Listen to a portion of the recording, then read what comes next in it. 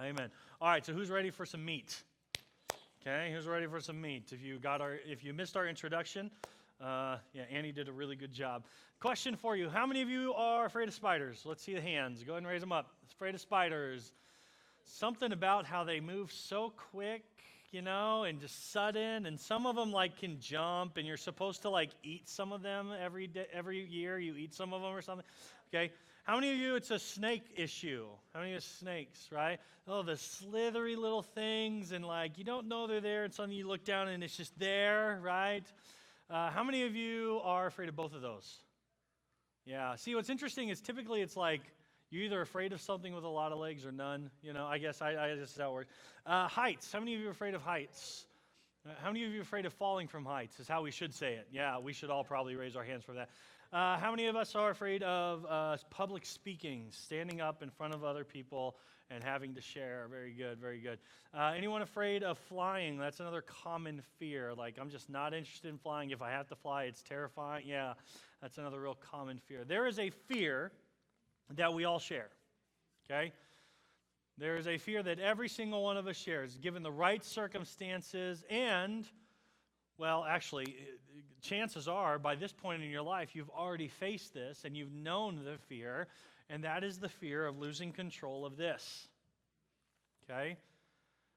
It doesn't matter who you are. All it takes is the wrong thing to break down, the wrong bill to show up at the wrong time, or some sort of like life change, like losing a job, and you know the fear that comes from losing this, right? When I was we lived in Colorado Springs, and we were still just a new budding family. My daughter, who's 13 now, at the time was only a couple years old. We were having our second son. And we're driving home one day, and on the radio I hear that the Michaels store, the craft store, the Michaels store, that they had some bad card readers that got in the mix of their stores, and that people were having their credit cards and their identity stolen through Michaels. And I'm thinking, oh man, that must really stink. And I'm like, wait, Miranda shops at Michaels. In fact, I remember her telling me that she went during this time. But it probably didn't happen to us. I'm sure we're fine. I'll just double check when I get home. It'll be no big deal, right? And as I'm driving home, the closer I get to home, that fear starts to build, right? You know what I'm talking about? That little moment of just a little bit of anxiety, like, oh, what if this actually happened? Oh, what if this? And by the time I got home, that little bit of fear, oh, it probably didn't happen, had turned into a full-fledged, like, I need to know now. So we'll go right inside. My wife's like, what's wrong? She's like, well, I just heard something on the radio. All your crafting stuff you're always doing, And I go and I get on the computer, and sure enough, oh, that number's way too small. And I go on the recently purchased stuff, and yep, someone's buying probably a new lawnmower at Lowe's in California with my credit card number. Oh, yep, there's some people up in Alaska who are buying gas with my money, and add it all up, it's about $1,500. I'm telling you, $1,500 back. Like nowadays they fix it like that, right? And I was thankful for my bank; they did all right. But like I had rent due, I had 2 kids, I just remember that fear, right? That pain that came watching this as it slipped from my grasp. That fear was very real, and I'm sure we've all faced it before. I'm sure you know that fear. You something's wrong with the car. You take it in, and he says, "Well, I got some bad news for you." That fear jumps in, right? Or it's going to be one of the coldest winters of February. Coldest Februarys, and you hear downstairs your heater starts making this clicking, clunking noise, right? And that fear hits, Now, there might be some pastors at this point, some leaders of churches at this point would say, well, if you listen to what I have to say today, you'll never face that fear ever again. Well, I'm a little bit more pragmatic, I guess, than that. Because I'll tell you that you're human. And that fear is normal. It's natural. This is something that's connected to our livelihoods, right? To the livelihoods of our family members. Like this stuff matters because this is how I get a roof over my head and pay for food and so there's always going to be this natural, survival response sometimes of fear when it comes to this stuff. But I can tell you that God has a plan for our money. And that if we follow it, if we learn to trust Him in it, that I can tell you there will be less fear. I'm not saying it's going to be completely taken away, but I'm going to say it's going to be less. In fact, and I'm also going to say that if we follow God's plan for money, we'll find more satisfaction in the money that we do get. Now, if you're new here with us today, you're like, I can't believe I showed up to church on the day that they're talking about money, right? And I just want you to know, I appreciate that. I understand that. I understand the tension, okay? The church does not have a good reputation when it comes to talking about this stuff. So on that, I just want, again, if you're just like kind of, oh man, I don't know if I want to hear that. I've had people walk out of my sermons when they hear that. I'm going to start talking about money, right? Like, I understand. I just want you to know two things. One, okay, I'm not very comfortable talking about money, and you want that in your pastor, okay? It's the guys that seem really eager to talk about getting your money that you got to look out for those guys, right? But I will say that I'm not afraid to talk to you about it because the Bible talks about it. And the Bible has some beautiful promises when it comes to it. So if I'm going to honor God's word, we have to talk about it. We have to get into it. And I also say, like, I don't like talking about it, but I'm unashamed talking about it because I have seen freedom and peace and joy come in people's lives where it wasn't there before from my 13 years of ministry, okay? So I've seen the results when people learn to trust God with their finances, what can happen. And I want that for you. I want that for all of you.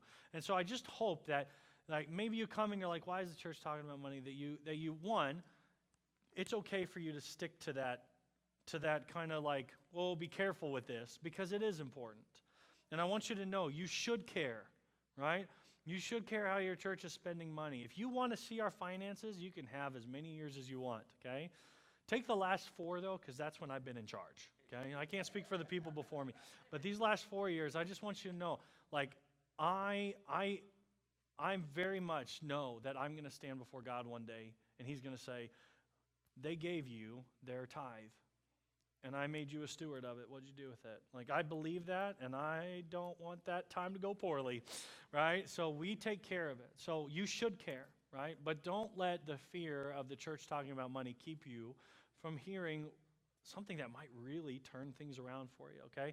So with that being said, today we're going to talk about an attitude behind our money, okay? We're going to start at the heart level. We're going to start with an attitude.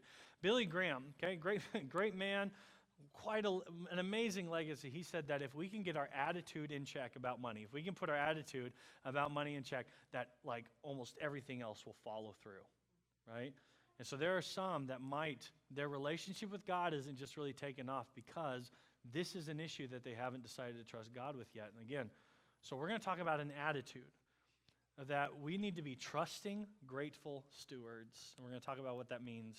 But before we dig into God's word, we're going to pray one more time. Because, let's be real, guys, like, we're in America. We're in the most affluent country in the world, right? We are blessed. The God of money exists here. He has strongholds in many of our hearts. So we're going to do some spiritual battle here. You ready? Let's do this. God, we ask that your Spirit would come in a mighty and powerful way right now, that your word would be a light in our lives, that it would reveal darkness, that it would reveal falsehoods and lies that we've believed about ourselves and about you. Lord, I pray that your word will act like this double-edged sword that will cut deep so that we can be free. God, we just want to find freedom on this issue. We want to find freedom away from fear, from this thing controlling our lives. We want to see you and your kingdom come in a mighty way. And Father, our love for money keeps us back. So I ask that you would bind the enemy right now, that you would quiet his lips, his accusing lips, and that your name would be glorified right now. Jesus, may your kingdom come and may your will be done because of what's done in this place. So come now, Spirit, into our lives, into our hearts. We invite you now. It's in your name we pray. Amen. All right. So let's go ahead and open up to Psalm 24, 1 through 2. Psalm 24, 1 through 2. Can we just give Arnisha a hand here? She has 2 babies up here. 2. Man, she's a rock star. Okay, anyways. Psalm 24, and then we're going to be going to 1 Chronicles 29. Now, before we look at these verses, you got to know, these are the words of David. Okay, we're going to be looking at David and his heart towards this issue right now. Remember David and Goliath, right? So we're going to be looking at him, a psalm that he wrote, Psalm 24, and then we're going to be looking at some words that he wrote that were recorded in 1 Chronicles chapter 29. Okay, so the first one, Psalm 24. The earth is the Lord's and everything in it, the world and all who live in it. For he founded it on the seas and he established it on the water. So here it's laid out really clearly, right? The earth is the Lord. So everything on the earth belongs to the Lord, and everyone on the earth belongs to the Lord. Pretty clear, right? Real super clear. All right, he goes, later on, he says something very, very similar. He says, yours, Lord, is the greatness and the power and the glory and the majesty and the splendor, for everything in heaven and on earth is yours. There it is again. So you can hear there's a theme in David's mind when it comes to when he looks around, when he looks at the earth, when he looks at everything that he has, when he even looks up to the heavens, he says, God, this is all yours. Yours, Lord, is the kingdom. You are exalted as head over all. Wealth and honor come from you, and you are the ruler of all things. In your hands are strength and power to exalt and to give strength to all. So David says, real simply, God, all that I see is yours. Everything, every person that I look at is yours. Everything in heaven and on earth is yours. And you are the one who doles out the good stuff. You're the one who hands it out. Because you own it all, you give it away. Now, I reference David and Goliath because it's really important to understand this mindset as David approaches a giant. Okay, for those of you who might not know the story, David was the lesser of all the boys. Okay, he was the lesser of all the sons. And he was not sent off to war. He was the hippie that would play his harp next to the sheep because that's about all he was good for. He was the art guy in the family, right? He was the artist. He wasn't the jock. He wasn't the guy playing football. You know, he was the guy who, you know, he was just in love with life and just everything was wonderful and he played his harp and yeah, I mean, he was pretty wicked with a slingshot, but I mean, that's all he was really good for. So when his brothers went off to the war to fight the Philistines, he was left behind. His dad says, why don't you go bring some food? So he sends him off with food, and as he approaches the battlefield, he hears this giant blaspheming God and calling out things, and he's like, nope, not on my watch. So he goes to the king and says, let me fight him. And the king's like, basically, it's your funeral. We got no one else willing to do this. He says, take this armor, take it. And he's like, no, I'm going to do this my way. So he just picks up a few stones, and then he approaches this giant. Now, this is really important. I really want this to get in your head. Guys, this was an understanding about David facing Goliath that really changed my heart in a big way. I want this for my kids. I want us to understand this is so important, that when David approached the giant, okay, some might say it was because he was so brave. Oh, he was just such a brave, naturally he's that wasn't it, folks. That wasn't it. Like, well, he was just very confident. Maybe he was super. No, guys. The reason that David was able to face a giant and put his life at risk was he believed this about God. That everyone on the earth and everything on the earth and above the earth belonged to God. And that God is going to give what he chooses to his people. He believed this truth. And so as he approached the giant, he saw the ground underneath the giant's feet, and he said, that belongs to my God. As he looks the giant in the eyes, he kind of has to squint because the sun is glistening off of his armor, and he's reminded that the sun that's shining down on him belongs to God. And as that giant takes in a breath to yell out another blaspheme about God or to call him a dog, he recognizes the air going in your lungs belongs to my God. And he believed a promise that the land that they were standing on belonged to his people. And because he believed all things belonged to his God, he went out and took it. And he knocked the giant out with a stone and then chopped off his head. Sorry, I had to put in that part because everyone always says he died from getting hit in the head with a stone. No, guys. He knocked him out and chopped off his head. Okay? Sorry. Biblical accuracy is important. Okay? It's a little gruesome sometimes. It totally would be rated R, but listen, That's what happened. So anyway, guys, the faith that comes, the understanding about what you have and what you own is completely transformed when you believe that God owns it all. And you will take steps of faith that you never thought possible. You will face giants and odds that you are afraid of right now if you could just believe that God owns it all. In your bulletin, you'll notice there's a sticky note, a little Post-it note. Why don't you pull that out? Okay, and as you pull it out, grab a pen in front of you, and I want you to write on there, I want you to write God. And then I want you to put an apostrophe S, so God's, okay? So I want you to write God's with an apostrophe S on that sticky note, okay? Now, based on what we've just learned from David, we're going to apply this right now. So you're going to write God's, okay? G-O-D apostrophe S. And then I want you to take that sticky note and I want you to stick it on something that belongs to God. Based on what we just learned, go ahead and stick that sticky note on something that belongs to God. Very good. All right. Anything that you can think that God belongs to God, you just stick it on there. Right. Okay. I see some people sticking it on themselves. Oh, there's someone sticking it on the chair in front of them. Okay. Got someone sticking it on their neighbor. Yep. That's easy. Very good. Okay. So question. How many of you had your first impulse when I said to stick it on something that belongs to God? Your first impulse was to pull out your wallet and stick it on that. Anyone do that? We had one guy from the last service do that. Oh, you put it on your purse, ma'am. Thank you. Very good. Yeah. It's not our first reaction. When we get this teaching that everything belongs to God, be like, oh yeah, God owns all the elephants. You don't got any elephants in your life. God owns all the mountains. Yeah, that's great. You might even be able to say, God owns my house. All right?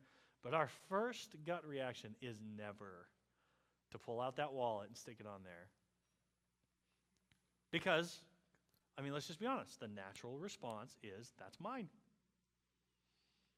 God's name isn't on my credit card. My name is. It's a natural response, normal response.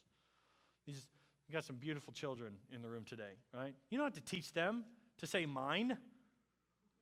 Do you think a parent has to be like, you have to teach your kids to say dada and mama, but you don't have to teach them the word mine.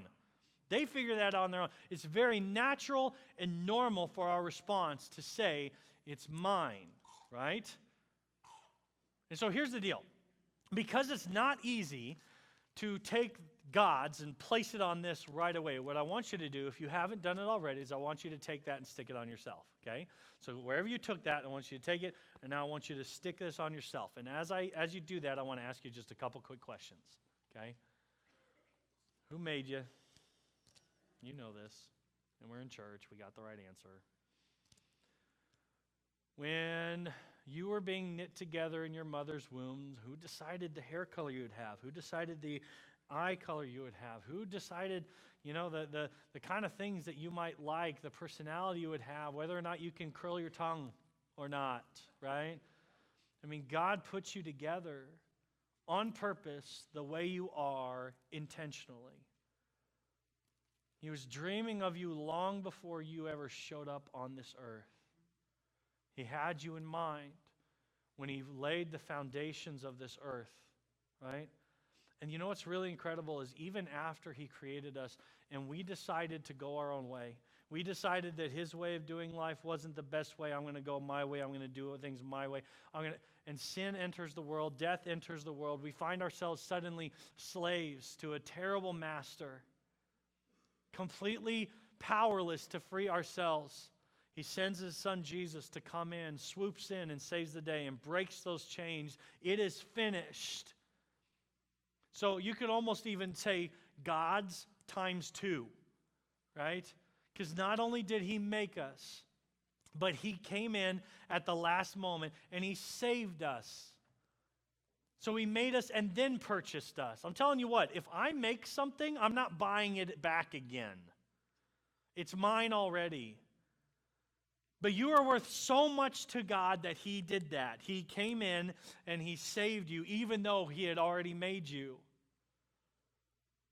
Now, this is really important because unless you have given yourself over to God, unless you have given your life over to Christ in this way, then this giving back to God makes absolutely no sense. I get it, and it's fine. If you haven't decided to give God yourself yet, this makes no sense. Now, this is why this series, we're starting a series for the next 4 weeks. It's called 100, okay? I forgot to intro this when I started off my sermon, so you're getting a little bit of my intro right now. It's called 100, okay? You notice this is that 100 emoji, okay? I don't really use it that much, but I've been told that this means, keeping it legit, keeping it 100%. I got you 100, right? I mean, we understand the 100 idea, right? But the idea of giving God 100%. And again, if you have not decided that Jesus is your Lord and Savior, if you haven't recognized that, man, like I need to give Christ gave me everything. And that he calls to me giving it back, right? That I need to give myself 100%. If you haven't taken that step, right, I hope you know I don't expect you to give your money. Did you know that? Some of you are like, yes, Pastor don't want my money, right? Because I haven't decided that yet, and that's cool. Welcome to Hope Summit. You can figure that out here, okay? And again, watch us. See if we handle money correctly, right? Figure that out. But I do want to challenge you. Man, if you haven't taken that step yet, you need to recognize the love of God, that he created you and then he saved you. And if you have yet to give just ask yourself the question. When you stand before a holy God, what are you going to do with your sin? What are you going to do with that? You got a good explanation for it? You say, hey, I balanced it out with my good. Really ask yourself those important questions, because like most of us, you'll probably come up realizing, I'm falling short. That's what grace is all about, okay? But for those of you who have, you said, no, I believe in Jesus. I'm a Christian. This is a part of my life. I want to give God 100%. You're probably thinking, I want to give God 100%. I just am not very good at it. I hope I'm not disappointing him because I'm not giving him 100%, right? This is one of these areas that we can work on. So here's what I want. I need someone towards the front to pull out their wallet. Who's willing to do that? Okay, you got a wallet over here? Now, what I want you to do is I want you to take that tag that says God's, and I want you to stick it on that for me, please. All right, because this is what God does. Go ahead and stand up. Come on. So this is what God does, okay? So God says, one, okay, you're mine, all right? And he says, this is mine, all right? Let's just go ahead and, there's no cash in there. Darn it, okay. There you go. No. Okay, so God says this is mine, right? But then what he does is he does this. Here. Use it well. Okay? Use it well. That's what he does. How simple is that, folks? Thank you, Jeremy. Thank you. This is how God deals with our money. Okay? It's his, but he lays claim to it, and then he gives it back. And he says, use it well. You know what that makes us? A steward. You and I never have to fear or worry about our money, because guess what? It's not our money. It's his. And he's already said and given us these promises that he's going to care for us and watch over us, and he's going to provide for us. Remember when Jesus said, hey, you see the bird flying around the air? It doesn't worry about its next meal. And you matter more to me than that bird. You're worth more to me than that bird. He's given us these beautiful promises because everything you have isn't yours, it's his. And he said, I'm going to take care of you. But everything that you do have, he says, just use it well. Just use it well. And so that's the question we should be asking ourselves. Are we good stewards of money?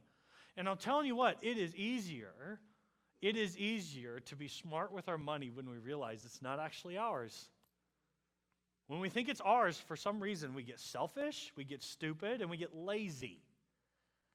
But when we recognize it would belong, if I were to put you in charge of my assets, you probably would handle that better than how you handle your own assets. And so being a steward can be incredibly freeing, especially when God comes with a plan. He says, let me tell you how I want you to do this, right?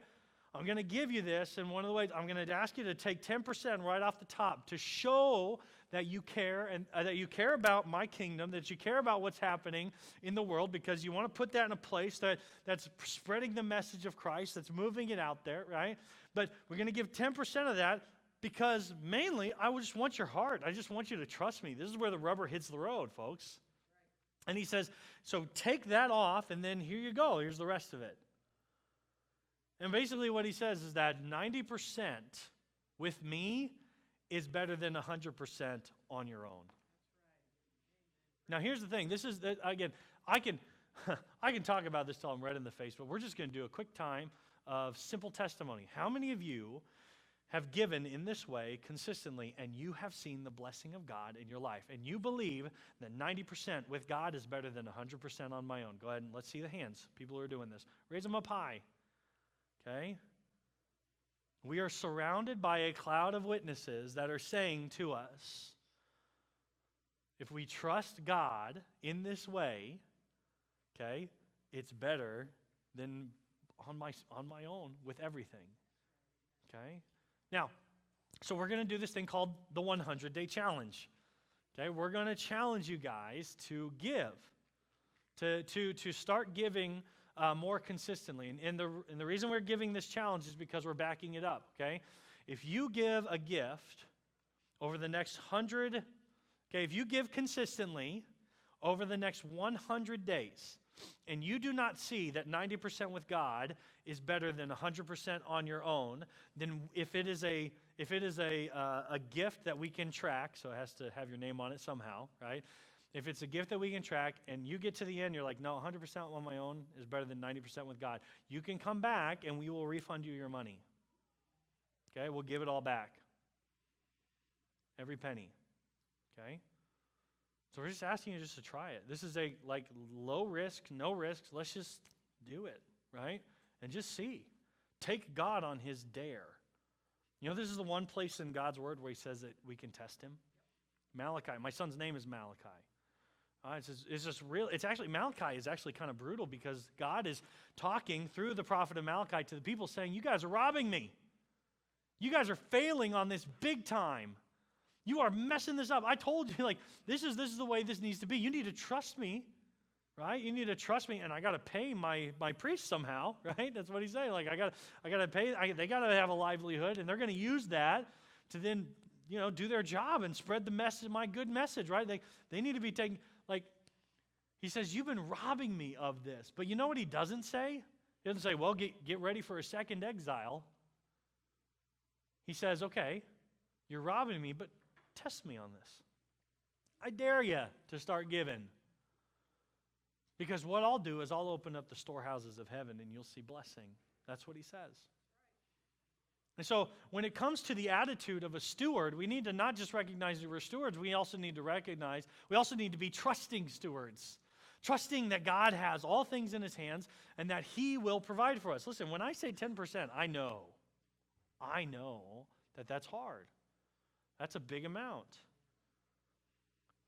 But he's saying, I dare you. And so we're just joining in on God's dare, saying I dare you to do this for 100 days. And we'll just give you your money back if it doesn't work. No problems, no questions asked. No shame. I've given this now, again, 13 years of ministry. We've been given this many times at the different churches I've been to. Never had anyone give it back, ask for any money back. Because God is faithful, right? He's faithful. Now, there's one more attitude I want to get into our hearts, another attitude that, once again, I want in my life, I want in my children's lives, I want in the lives of my church. And this attitude is an attitude of gratefulness. Let's go back and look at David one more time. David in Psalm 23, famous chapter. As I read this chapter to you, it's a short chapter, okay? I want you to hear the heart of a man who trusts God. I want you to hear the heart of a man who understands that everything belongs to God. And I want you to see the overflow of of trusting God and knowing he belongs to everything, what it can produce in our lives. The Lord is my shepherd. I lack nothing, or if you're King James growing up, I shall not be in want. He makes me lie down in green pastures, and he leads me beside quiet waters. He refreshes my soul. He guides me along the right paths for his name's sake. Even though I walk through the darkest valley, I will fear no evil, for you are with me. Your rod and your staff, they comfort me. You prepare a table before me in the presence of my enemies. You anoint my head with oil. My cup, it overflows. Surely your goodness and love will follow me all the days of my life, and I will dwell in the house of the Lord forever. Do you see the heart of a man who trusts God and recognizes that all things belong to God? You see, there's an overflow in David's life, and it's an attitude of gratefulness. He's grateful. He says, I lack nothing. I lack nothing. My cup, in fact, overflows. Because God has provided, God has given so much. When's the last time, this is a question I should ask myself. I wonder when the last time was that my prayers with God was filled with more thankfulness than asking. I wonder how often I've come before God just to express my gratitude. I wonder how that weighs out between me asking of God. Now, does God want us to ask? Of course he does. He commanded us to do it. He's like, come on, come to me, talk to me. What's going on? Tell me everything that's going on, right? But I wonder how often I miss out on my heart of gratitude. And I wonder if that's a reflection of the fact that I believe it's mine. I wonder if it's a reflection of the fact that maybe I don't trust God the way that I could. But you know what's really amazing is that gratitude is kind of an overflow of a heart that trusts God and believes that he owns everything. But you know, gratitude will also lead you to a heart that trusts God and believes that he has everything. Taking a moment and looking around at all that I have and recognizing all the blessings can create a heart of trust for God. Right? It can create a heart of just joy from all that God's given me. And can we just be super honest with each other right now? Most of us believe that we would be happier if we just had a little bit more. All of us, guys. You'll probably hear me say this again in a later sermon, but there are three kind of layers in our economy of people who really struggle with the whole idea of tithing and giving back to God.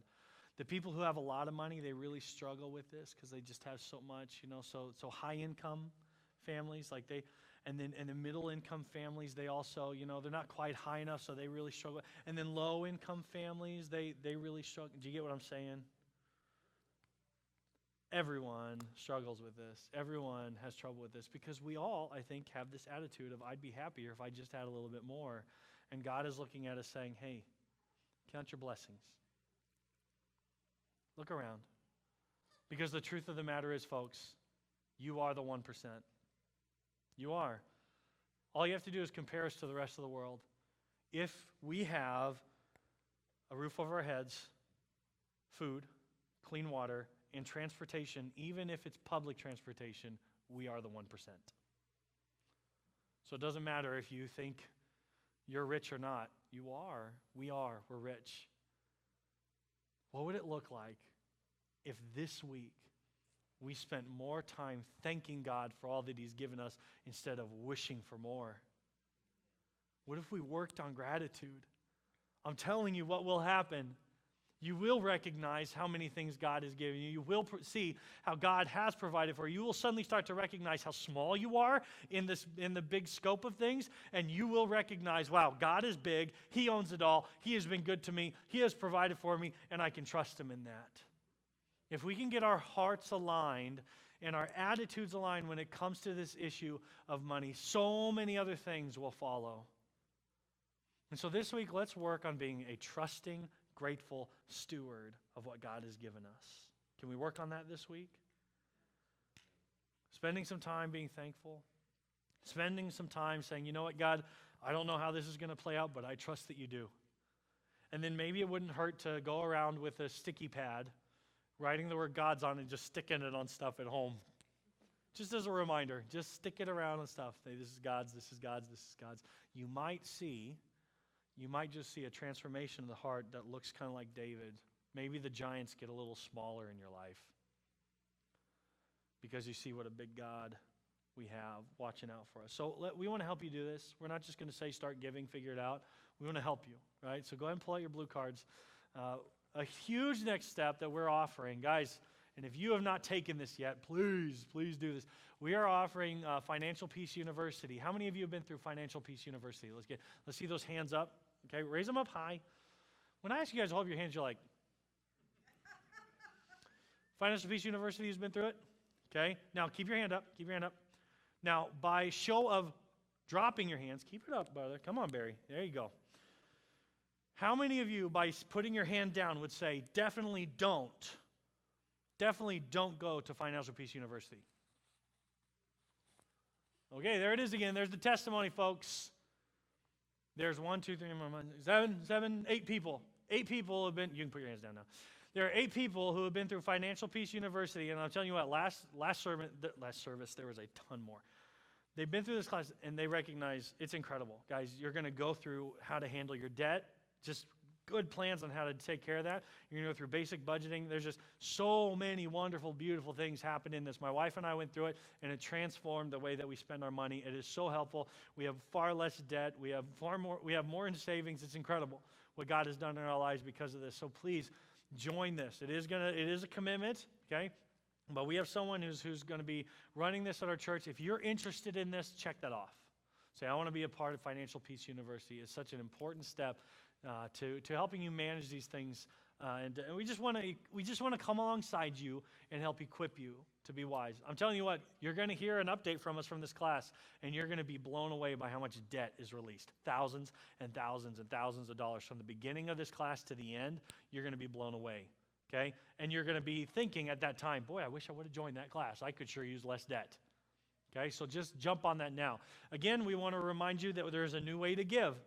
Okay, it's just a simpler way to give. It's through the text giving. You just text an amount to that, follow through with the registration, and then from that point forward, all you have to do is text an amount to that phone number, and it'll give. It's just a simple, easy way to do that during service. We'll have this up every week now, just as a reminder. So feel free to fill that out if you'd like. We also want to guide you into some Bible study. So if you have the Bible app on your phone, there it is. If you have the Bible app on your phone and you go to More and then go to Events, you'll see Hope Summit has a live event right now. It has a reading plan. It's a reading plan called Your Money Counts. Okay, so if you don't want to read it on your phone, if you don't want to join the Bible study that way, we have paper copies at the Connection Center right there. But it's such an easy thing. You can set up reminders. Go ahead and read about that. We also have a thing called Right Now Media. Right Now Media is basically if you had Bible studies, but they were on Netflix, and you could just watch whatever you wanted to on different subjects. But there's some really great resources on there. In particular, the God Guarantee is really cool. It's a good study. Some of the best teachers around our country today are putting up their stuff. And again, we give it to you for free. So if you want Right Now Media and you do not have it, just say, I want Right Now Media, or check this off, and we'll send you a link so that you can get registered for that. And lastly, in groups, if you're in a group, let's ask this question. How do you feel about the church talking about money? Let's get it out there. Let's talk about why it's important for the church to talk about this in our small groups. Does that sound good? So if you have a community group, let's talk about that. Okay, as a final reminder, we also have just another simple way to give, and this is so easy. We ask everyone to give $1 extra. $1 will be used to bless someone in our community outside of our church that is in need. Okay, there's a family right now that is supporting their son who is trying to get sober from drug addiction. So we are providing that family with some extra funds as they take care of him. He's not getting to touch the money, but we're supporting them as they support him. So every dollar, you'll see these little boxes in the back here. If you just drop in $1, I will be able to do that. Guys, last year you guys gave $11,000 to our community through your $1 bills. That is huge. $11,000, yeah, went out to the community. No one in the church saw this money. It was all used to bless people outside, right? $11,000 to your $1 bill. So keep giving to the 1 for 1, all right? All right, love you guys. Come next week, the next 3 weeks. So it's a 4-week series. Next week, come back. We're going to talk a little bit more about tithing. next week, and then we're going to talk about saving, which is really hard, right? So we're going to talk about that. So we got you covered on this, guys. We're going to set up a new great plan for you, all right? Love you. We'll see you next week. Don't skip out because it gets cold. Don't wimp out on me here.